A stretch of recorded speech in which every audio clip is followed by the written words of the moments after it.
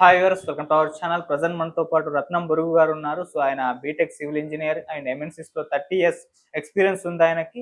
అలాగే ఎల్జేడి నాయకుడు శరత్ యాదవ్ అండ్ జావేద్ రాజా గారి ప్రియ శిష్యులు కూడాను. సో మామూలుగా ఆయన లోకల్ నాన్ లోకల్ అన్నింటిలో కూడా బిల్డింగ్స్ కట్టేస్తారు. ఇక ఆ పని ఆపేసి మెరుగైన సమాజం కోసం పాటుపడుతున్నారు. ఒకసారి ఆయన జర్నీ గురించి చూసాం కదా, ఒకసారి మాట్లాడే ప్రయత్నం అయితే చేద్దాం ఆయనతో. సార్ నమస్కారం. సార్ నమస్కారం. సార్ ఇవాళ మీతో ఒక టాపిక్ డిస్కస్ చేయాలి. అది మన తెలంగాణ టాపిక్, పొలిటికల్ టాపిక్. నిన్నంతా కూడా హైడ్రామా నడిచింది సార్. పాడి కౌశిక్ రెడ్డి అరెస్ట్ విషయంలో చూసాం. ఇవాళ అరెస్ట్ అయ్యారు. నిన్న కూడా కొంత ఇష్యూ జరిగింది. సో ఈ అరెస్ట్ విషయంలో వీళ్ళేమో అరెస్ట్ ను ఖండిస్తున్నారు, ఇది తప్పు, ఇది కక్షపూరితంగా చేస్తున్నారు అని చెప్పేసి వాళ్ళేమో అరెస్ట్ చేసేస్తారు. ఎలా చూడొచ్చు సార్ దీన్ని? ఇక్కడ డీజీపీ, చీఫ్ సెక్రటరీ విఫలమవుతున్నారు. రాజ్యాంగంగా ఇండిపెండెంట్ గా స్వతంత్రంగా విధులు నిర్వర్తించాలి వాళ్ళు. ఓకే, ఇక్కడ వాళ్ళు వైఫల్యం చెందారు. వాళ్ళకు ఒక హెచ్చరిక మనం అందించాలి. మీరు రాజ్యాంగబద్ధంగా మీ విధులు నిర్వర్తించండి, స్లేవ్స్ లా బానిసల్లాగా పాలించే వాళ్ళకి కుక్కల్లాగా బతకొద్దు అని ఒక హెచ్చరిక ఇవ్వాలి. అది మాత్రమే కాదు, మంత్రి మండలి, ముఖ్యమంత్రికి కూడా ఒక హెచ్చరిక గుర్తు చేయాలి. ఇది మనం పార్లమెంటరీ విధానంలో ఉన్నాం. ప్రజాస్వామ్యం ఇది. ప్రతి ఎమ్మెల్యే ముఖ్యమంత్రితో సమానం. లేకపోతే ముఖ్యమంత్రి ఎమ్మెల్యే కన్నా ఒక ఇంచు కానీ ఒక పైసా కానీ ఎక్కువ కాదు. ఓకే, అధికారులు ఎందుకు వాళ్ళకి ఆ విలువనిస్తున్నారు? ఈ మంత్రులు కానీ ముఖ్యమంత్రి కానీ మంత్రులందరి ఎమ్మెల్యేలందరి స్వేచ్ఛను హరిస్తున్నాడు ఎందుకు? రాజు ఆయన. ఇది ప్రజాస్వామ్యం అనుకుంటున్నాడా రేవంత్ రెడ్డి? లేకపోతే రాజుగా ప్రవర్తిస్తున్నాడా అంటే రాజుగానే ప్రవర్తిస్తున్నాడు. ఆయన విధి మార్చుకోవాలి, తీరు మార్చుకోవాలి. అదే కాకుండా ఎమ్మెల్యేలు, ఎంపీలు ప్రతిదీ ఖండించడం, ప్రతిదీ వ్యతిరేకించడం కాకుండా వాళ్ళు కూడా ప్రజాస్వామ్యంలో ప్రజాస్వామ్యబద్ధంగా పార్లమెంటరీ విధానంలో దాన్ని వ్యతిరేకించడం కూడా ఆ తీరు కూడా మార్చుకోవాలనేసి సూచిస్తున్నాం. అంటే ఎందుకు అరెస్ట్ చేయాల్సి వచ్చింది సార్ పాడి కౌశిక్ రెడ్డి గారిని? ఏం జరిగింది అసలు? ఇది బెదిరించటం.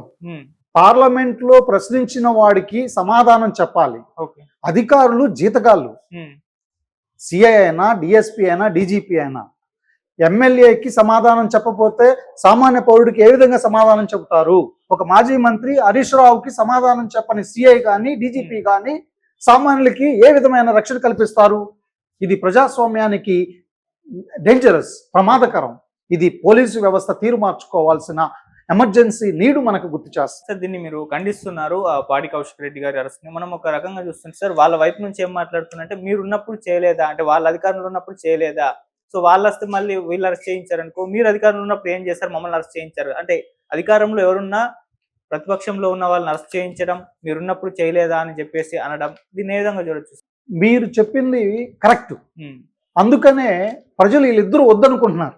ఓకే, ఆల్టర్నేటివ్, ప్రత్యామ్నాయం కావాలి, మాకు ఒక మంచి నాయకత్వం కావాలి, మాకు ఒక మంచి పార్టీ కావాలనే ఒక ఈషడింపుని ప్రజలకి ఈ రెండు పార్టీలు కల్పిస్తున్నారు. ఇది ఒక శుభ పరిణామం మాలాంటి వాళ్ళకి. మేము అధికార దాహంతో కానీ పదవులు కావాలని కానీ మేము కోరుకోవట్లేదు.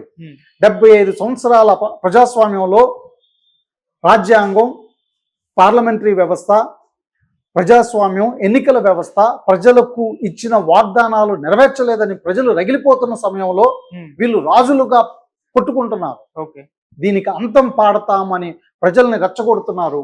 బంగ్లాదేశ్ లో స్టూడెంట్స్ తిరగబడి హసీనాను తరిమేసినట్లు శ్రీలంకలో ఓటర్లందరూ ఈ బలమైన పార్టీలు, రెండు పార్టీలు, పాత పార్టీలు మాకొద్దు అని ఒక ప్రత్యామ్నాయం, కొత్త పార్టీ కావాలి, కొత్త నాయకులు కావాలని కోరుకున్నట్టు ఒక అవకాశాన్ని వీళ్ళు మాకు కల్పిస్తున్నారు. మీరు అంటున్న దాంతో నేను పూర్తిగా ఏకీభవిస్తాను. కానీ ఆ ప్రత్యామ్నాయంగా మిమ్మల్ని చూడాలని ఎందుకు అనుకుంటారు? అక్కడ బీజేపీ కూడా కనిపిస్తుంది, వాళ్ళకి ఇప్పటివరకు అధికారం ఇవ్వలేదు, ఇస్తే ఎలా ఉంటుందో అన్న ఆలోచన కూడా ప్రజల్లోకి రావచ్చు కదా. మిమ్మల్ని ఎందుకు చూస్తా అనుకోవచ్చు సార్? బీజేపీ కేంద్రంలో 10 సంవత్సరాల నుంచి పరిపాలించింది. ఇప్పుడు 11వ సంవత్సరం చేస్తుంది. రాజ్యాంగం ఆదేశించిన ఆదేశిక సూత్రాలని అమలు చేయకుండా, రాజ్యాంగం ఆదేశించిన ఆదేశిక సూత్రాలకి వ్యతిరేకంగా, అసలు భారతీయులకి, ఆంధ్రప్రదేశ్కి, తెలంగాణకి వ్యతిరేకంగా అది ప్రవర్తిస్తుంది. అసలు బీజేపీ కానీ వాళ్ళు భారతీయులే కాదు, విదేశీయులకు, యూరోషియన్ ఆర్యన్లకు బానిసలుగా ఉన్న పార్టీ మనకొద్దు. భారతీయ పార్టీల కూటమిగా, 3వ కూటమిగా, థర్డ్ అలయన్స్ గా ప్రజలకు ఒక ప్రత్యామ్నాయం, ప్రజలకు ఒక చాయిస్ ఇవ్వటానికి డాక్టర్లు, ఇంజనీర్లు, లాయర్లు, ఆఫీసర్లు, ప్రొఫెసర్లు డిగ్రీ చదివి 10 సంవత్సరాలు ఉద్యోగం కంప్లీట్ చేసిన ఉద్యోగులందరూ, కార్మికులతో సహా, వ్యవసాయం చేసిన రైతులతో సహా, డిగ్రీ చదివి 16 సంవత్సరాలు ఉద్యోగం ముగించిన కాపురం చేసిన మహిళలందరినీ నాయకత్వానికి పిలుస్తున్నాం. ఒక నూతన నాయకత్వం ఇస్తాం. ఇప్పుడున్న నాయకులు మీరు అన్నట్లే వాళ్ళ మీద వీడి మీద వాడు తిట్టుకోవటాన్ని అంతమొందిస్తాం.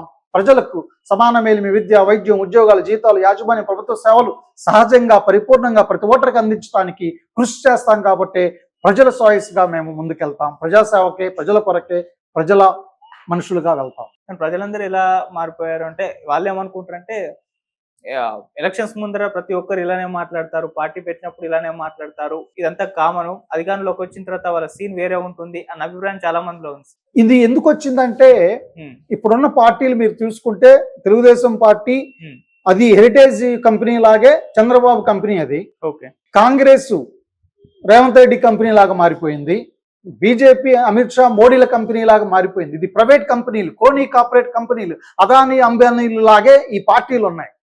మేము ప్రజల దగ్గర నుంచి రోజు ₹1 తీసుకొని ప్రజలకు రాజ్యాంగ ఫలాలు, ప్రజాస్వామిక ఫలాలు, పార్లమెంటరీ ఫలాలు సహజంగా పూర్తిగా ప్రతి ఒక్కరికి అందించడానికే వచ్చాం. ఇది ప్రజలందరి పార్టీయే కాబట్టి ప్రజలే అత్తుకుంటారు దీన్ని. సరే, ఇక కమింగ్ టు పాయింట్, పాడి కౌశిక్ రెడ్డి గారి అరెస్టుతో పాటు హరీష్ రావు గారి అరెస్టు గురించి కూడా చర్చ జరుగుతుంది. సో కోర్టు అయితే ఇప్పుడైతే ఆయన పైన ఎటువంటి యాక్షన్ తీసుకోవద్దని చెప్పేసింది.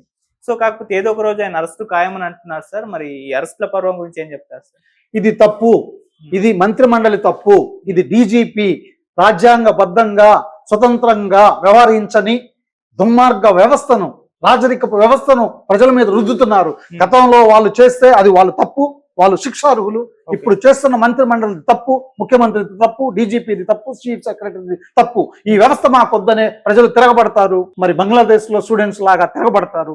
తిరగబడదాం రండి అని పిలుపునిస్తున్నాం స్టూడెంట్స్. సార్, ఇదే సీన్ ఏపీలో కూడా ఉంది సార్. అవును, ఏపీలో కూడా సేమ్ అరెస్ట్ల పర్వం చూస్తున్నాం. వాళ్ళు ఉన్నప్పుడు వీళ్ళు, వీళ్ళు ఉన్నప్పుడు వాళ్ళు. అంటే ఎక్కడైనా ఇంతేనా సార్? మీరేం చెప్తారు? అక్కడ చంద్రబాబు కూటమి ప్రభుత్వం చేస్తున్నది తప్పు.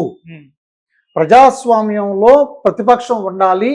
ప్రతిపక్షం అడిగే ప్రతి ప్రశ్నకి ప్రజల తరపున అడుగుతున్నారు, సమాధానం చెప్పాలి. ప్రజాస్వామ్యబద్ధంగా పార్లమెంటరీ వ్యవస్థ భారతదేశానికి, పార్లమెంటరీ వ్యవస్థని కాదని రాజుల్లాగా వ్యవహరిస్తున్నాం.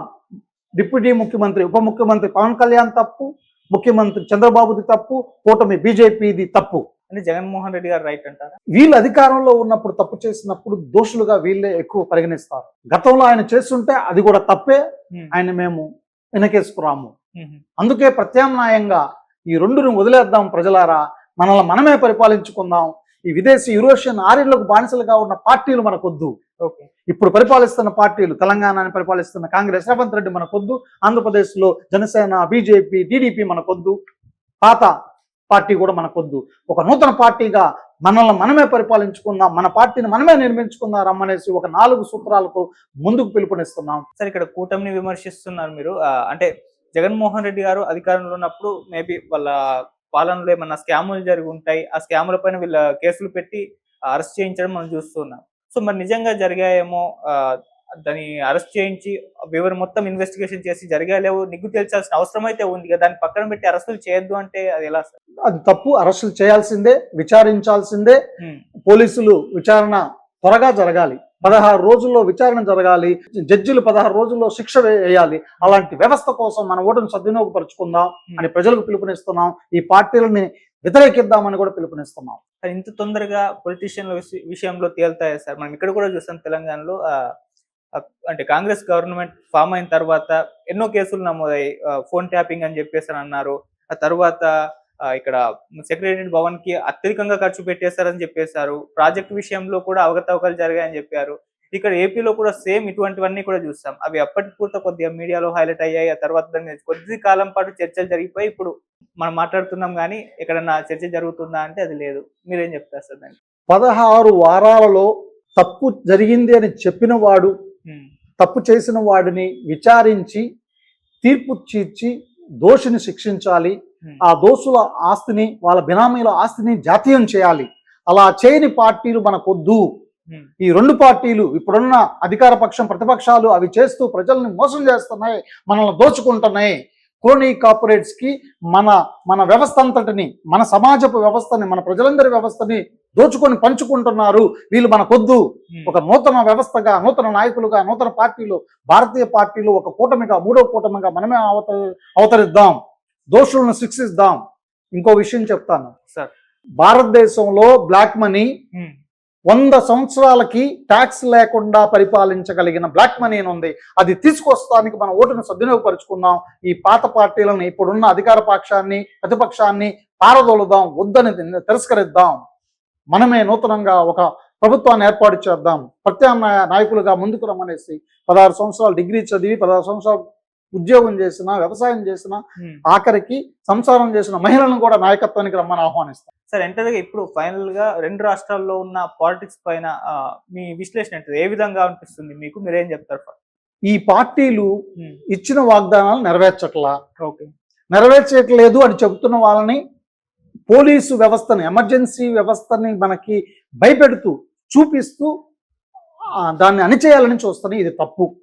పాలక పక్షాలు, పాలక పార్టీలు ఇది గుర్తుంచుకోవాలి.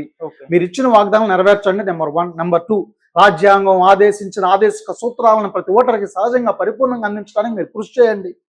అధికార పక్షం, ముఖ్యమంత్రి, మంత్రి మండలి తెల్లారి లెగిస్తే వాడికి తిడటానికే వాడతారు. ఎందుకు? తప్పు ఇది.